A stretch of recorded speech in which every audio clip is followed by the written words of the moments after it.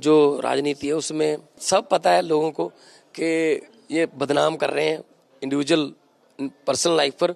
ऐसा कुछ नहीं है। शराब जो है वो एक बार फिर से चर्चा में है और ये वो चीज है जिसको लेके भारतीय समाज की राय बटी हुई है।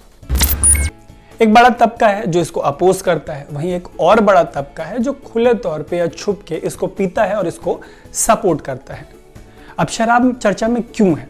शराब चर्चा में उसके बाद से है जब से पंजाब में आम आदमी पार्टी ने भगवंत मान को अपना चेहरा बनाया है। तो हुआ ये कि मान जो है उनको उनके जीवन में शराब से जुड़ा एक विवाद है और उसी विवाद को वापस से फिर से उछाला जा रहा है। इसको बावजूद इसके उछाला जा रहा है कि भगवंत मान ने 2019 में एक कसम खाई थी कि वो शराब नहीं पिएंगे। जो राजनीति है उसमें सब पता है लोगों को कि ये बदनाम कर रहे हैं इंडिविजुअल पर्सनल लाइफ पर। ऐसा कुछ नहीं है। इंडियन सोसाइटी का हाल आपको पता है कि यहाँ जब आम आदमी भी शराब पीता है तो उसको टेढ़ी नजरों से देखा जाता है। मान तो फिर भी नेता हैं, तो जाहिर सी बात है कि उनकी आलोचना तो बिल्कुल अलग से होगी। लेकिन हम आज इस पे बात करेंगे कि शराब पीना आखिर गलत है तो ऐसा क्यों है। बात इस पे भी होगी कि जिन स्टेट्स में शराब बैन की गई है उनके नीति निर्माताओं के दिमाग में आखिर चलता क्या है, कि इस बैन का जो इम्पैक्ट होता है उसको लेके तो किसी की जवाबदेही होती नहीं है। जैसे बिहार का ही हाल देख लीजिए कि अभी हाल ही में नालंदा में आधा दर्जन लोगों की मौत हो गई। तो हम ऐसे तमाम इंस्टेंसेस पे बात करेंगे और समझने की कोशिश करेंगे कि ये जो शराब है उसको लेकर इतना बवाल क्यों है। तो सबसे पहले इसी पे बात करते हैं कि लिकर बैन जो है उसका नुकसान क्या क्या है। बिहार और गुजरात जैसे स्टेट्स में लिकर बैन है, लेकिन आपको ऐसे दर्जनों मीडिया रिपोर्ट्स मिल जाएंगी जिनमें यहाँ पे आसानी से शराब मिलने की बात पता चलती है। ऊपर से आलम यह है कि जब बिहारियों को शराब नहीं मिलती तो यूपी या झारखंड जैसी जगहों पे जाके वो आसानी से शराब पी के चले जाते हैं। वहीं जब गुजरातियों को नहीं मिलती तो वो महाराष्ट्र जैसे स्टेट में चले जाते हैं। मैं वापस से दोहरा रहा हूँ कि आपको ऐसे दर्जनों मीडिया रिपोर्ट्स मिल जाएंगी जिसमें लिकर बैन वाले ड्राई स्टेट्स में आसानी से शराब मिलने की बात पता चलती है। उल्टे एक चीज और होती है कि इसकी कालाबाजारी नहीं रुकती। अच्छा, ऐसे बैन्स का एक और नुकसान ये होता है कि इसमें आम आदमी और जो लिकर के कारोबारी हैं वो पिस जाते हैं। जैसे जब लिकर बैन हुआ था बिहार में तो 2016 में एक असेसमेंट आया था कि इससे इस गरीब स्टेट को कम से कम 4000 करोड़ रुपए एनुअली का नुकसान होगा। जाहिर सी बात है कि 16 के बाद से यह नुकसान जो है वो लगातार बढ़ता ही चला गया होगा, कम थोड़ी हुआ होगा। अच्छा, इस रेवेन्यू के डिफिसिट का इंपैक्ट क्या है उसके लिए आपको एक एग्जाम्पल देते हैं। बिहार के सरकारी महकमों में लोगों की सैलरी देर से आना कोई बड़ी बात नहीं है, लेकिन पहले एक चीज होती थी कि उनकी पेंशन नहीं रुकती थी। जो रिटायर्ड लोग हैं या जो जिस भी फॉर्म में पेंशनर हैं उनकी पेंशन्स नहीं रुकती थी। लेकिन अब ये चीज हुई है कि बिहार में लोगों की पेंशन भी देर से आने लगी है। 2-2 महीने 3-3 महीने के देर से आती है पेंशन। तो आप इम्पैक्ट का जो असेसमेंट है वो कर सकते हैं। तो जैसा कि हम डिस्कस कर चुके हैं कि ऐसे स्टेट्स में जब शराब बैन हो जाती है तो वहाँ जो शराब है वो इलीगल फॉर्म में बिक रही होती है और जहरीली शराब पीने से लोगों की मौतें होती रहती हैं। ऐसी मौतों का जिम्मेदार आखिर कौन है, एक सवाल तो ये भी होगा। अब जैसे बिहार का एग्जाम्पल ले लीजिए, अकेले नवंबर में वहाँ पे जहरीली शराब से 30 लोगों की मौत हो गई। अभी हाल ही में नीतीश कुमार के नालंदा में तकरीबन आधा दर्जन लोग इसी जहरीली शराब से मर गए। अब हुआ ये है कि ऐसे डेथ्स के बाद ये जो पूरा लिकर बैन है इसकी पॉलिसी के एग्जिस्टेंस पे ही सवाल खड़ा हो गया है। इसमें सिर्फ ये नहीं होता कि बैन लग गया हो तो सिर्फ कालाबाजारी या मौतें हो रही हैं। जो कालाबाजारी का मार्केट है, शराब का ब्लैक मार्केट है, वो बहुत बड़ा हो जाता है और वहां से भी तो मतलब कमाई हो ही रही होती है। लेकिन प्रॉब्लम ये होता है कि इन सारी चीजों को लेकर जिम्मेदारी किसी की तय नहीं हो पाती। अच्छा, शराब को लेकर शुरू में ही बताया कि बवाल हो रहा है और बवाल जो है वो भगवंत मान से जुड़ा हुआ है ना।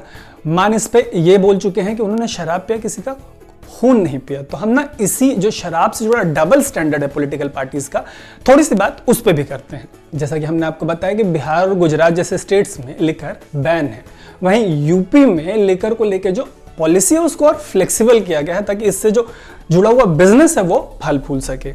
और इसकी जो ताकीद है, मतलब इसके जो फैक्ट्स हैं वो हमारी खुद की अनकट की एक स्टोरी में निकल कर सामने आती है। वो स्टोरी हमने की थी लखनऊ के नाइट क्लब्स पे, और हम जब यूपी में इलेक्शन कवर कर रहे थे तब हमने वो स्टोरी की थी। आप सुनिए कि नाइट क्लब के जो मालिक है यूपी के, वो वहाँ के लिकर पॉलिसी पे क्या कुछ बोल रहे हैं। डिमांड तो कुछ नहीं गए, गवर्नमेंट ने पहले ही, एक्साइज डिपार्टमेंट ने बहुत अच्छी पॉलिसीज फ्रेम आउट कर दी है और वो प्रमोट कर रही है अब होटल्स एंड रेस्टोरेंट्स को स्पेशली बार्स को बहुत प्रमोट कर रहे हैं। पहले लाइसेंसिंग में बहुत डिफिकल्ट पॉलिसीज थी, अब उन्होंने बहुत ईज आउट कर दिया है। अब हम लौटते हैं हिपोक्रेसी पे। तो हिपोक्रेसी ये है कि यही बीजेपी तीनों स्टेट्स में है, यूपी में भी, गुजरात में भी और बिहार में गठबंधन में है। उसके बावजूद 2 स्टेट्स में लिकर बैन है, गुजरात और बिहार में, लेकिन वही लिकर यूपी में क्यों नहीं बैन है? ठीक है, अब हम लौटते हैं दिल्ली पे। दिल्ली में शराब को लेकर बवाल मचा हुआ है। जो अरविंद केजरीवाल की सरकार है उसको दोनों ही घेरते हैं।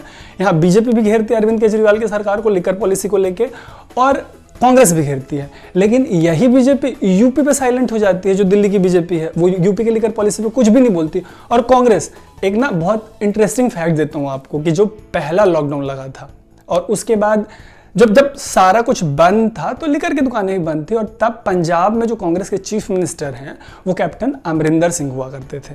और अमरिंदर सिंह इस चीज़ को लेकर झल्ला गए कि जो पंजाब है उसमें लिकर क्यों नहीं बिक रहा, और इसके पीछे उन्होंने रेवेन्यू लॉस का हवाला दिया। वही कांग्रेस दिल्ली में आपको जो पूरी लिकर पॉलिसी अरविंद केजरीवाल की उसको अपोज करते हुए मिल जाएगी। तो ये वो तमाम एग्जाम्पल्स हैं जिससे आपको ये समझ में आएगा कि एक पॉलिटिकल पार्टी एक स्टेट में लिकर को लेके एक अलग स्टैंड पे है, वहीं जब अपोजिशन करने की बात आती है तो उसका स्टैंड जो है वो बदल जाता है। तो इसको तो हिपोक्रेसी ही बोलेंगे। नीतीश कुमार ने बिहार में समाज सुधार यात्रा निकाली, लेकिन नीतीश कुमार बता पाएंगे क्या कि जो उनके राज्य में चूहे शराब पी जाते हैं उनको कैसे सुधारेंगे? सबसे बड़ा कॉन्ट्रडिक्शन तो यह है कि ये नेता जो वोट के लिए शराब बंटवाते हैं वो बातें समाज सुधार की करते हैं। ऐसी ही बात नीतीश कुमार कर रहे हैं। वो ना इसी समाज सुधार से जुड़ा हुआ कैंपेन चला रहा है, पूरा कैंपेन है, और ये उस बिहार में चल रहा है जहां कि पुलिस के मुताबिक चूहे 9 लाख लीटर शराब पी जाते हैं।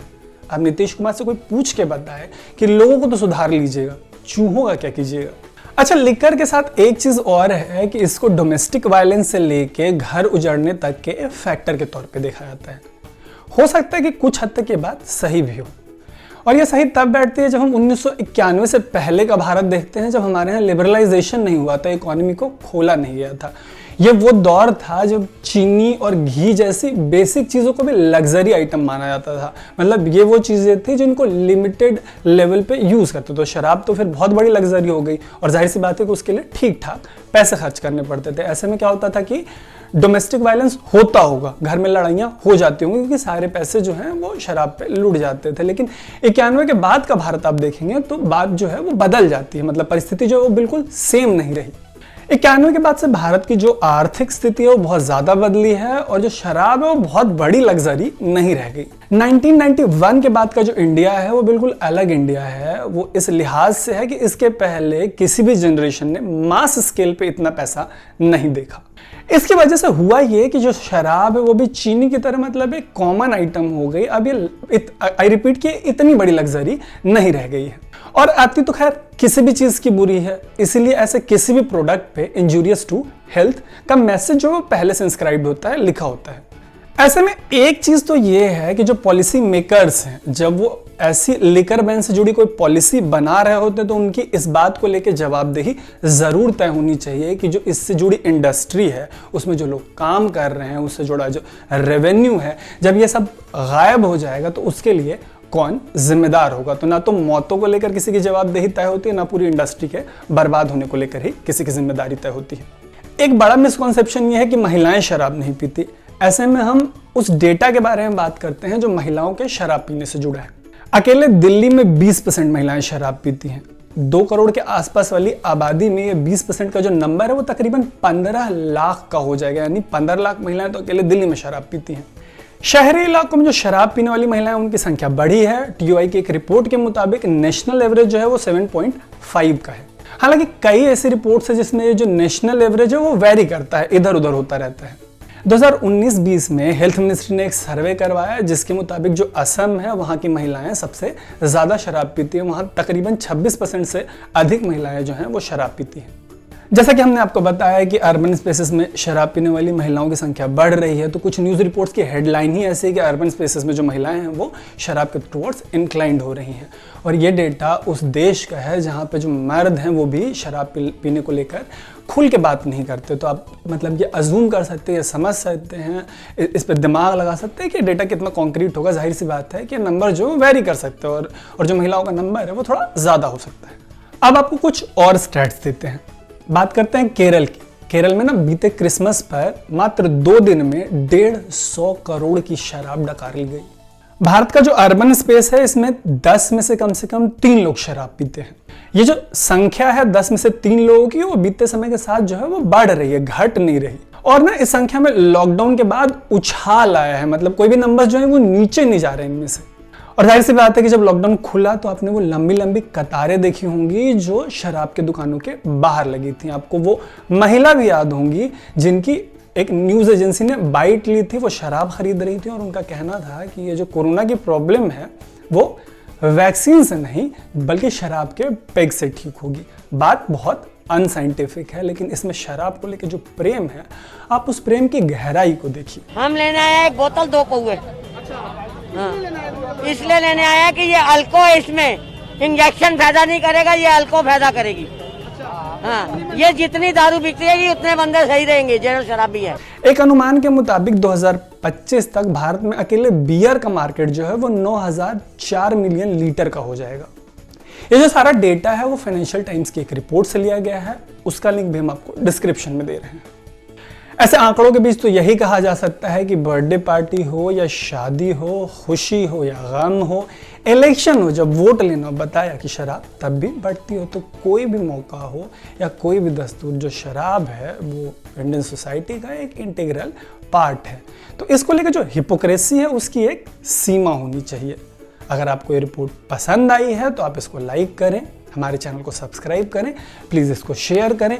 हो सकता है कि जो हम फैक्ट्स आपको दे रहे हैं उसमें कहीं कहीं ओपिनियन भी आ गया है, उस ओपिनियन से आपका डिसएग्रीमेंट हो तो आप आइए और कमेंट बॉक्स में उस डिसएग्रीमेंट को ज़रूर जताइए। हम उस पर अपना साइड आपको ज़रूर बताएंगे। आप देख रहे हैं अनकट, मेरा नाम है तरुण।